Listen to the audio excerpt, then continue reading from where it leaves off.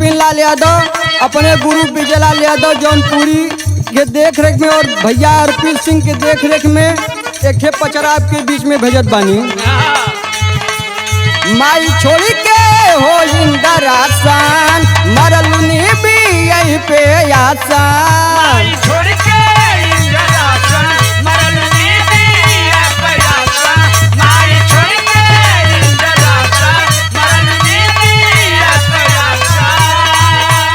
माई छोड़ी के हो इंदरासान मरलुनी भी यही पे आसान जयकार बोले सबही जयकार बोले सबही झूम के नवरात में जाने का स्वाद पवलुनी बीए के पात में जाने का स्वाद पवलुनी बिया के पात में जाने का स्वाद पवलुनी बिया के पात में।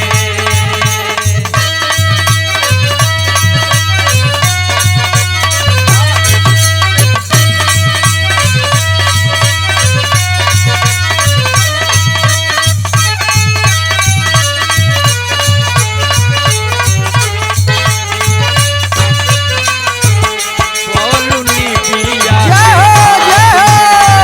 जाने का स्वाद पवलुनी बिया के पात में। थाकल पियासल माई बीए पे धावेली थाकल पियासल माई बिया पधावेली थाकल पियासल माई बिया पधावेली होई के मगन मन झुलुआ लगावली होई के मकान मना झुलुआ लगावे ओ होई के मकान मना झुलुआ लगावे संग संग झूले लेके बगवो के साथ में जाने का स्वाद पवलिनी बीए के पात में जाने का स्वाद पवलुनी बिया के पात में जाने का स्वाद जय हो बिया के पात में।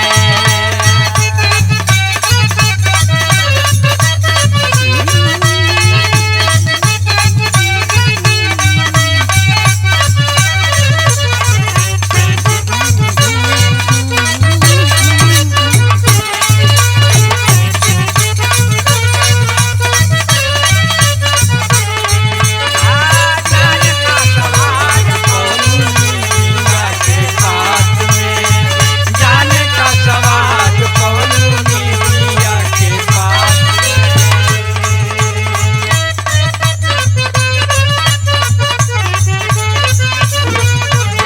निबिया ओढ़ना बट निबिया बिछावना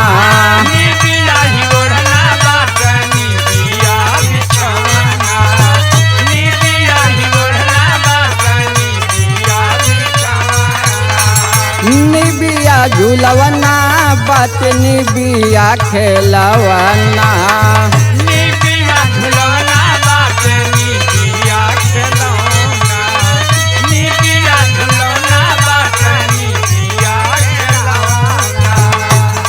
निबिया हिमाइया के निबिया हिमाइया के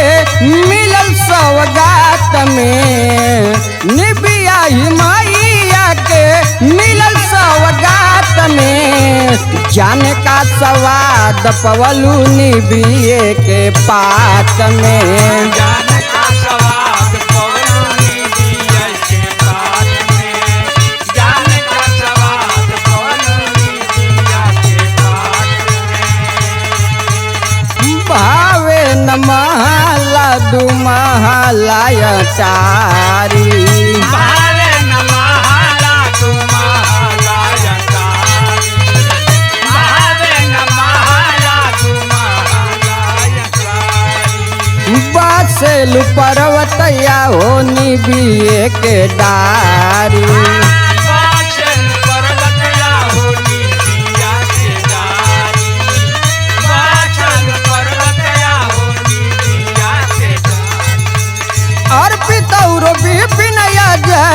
अर्पित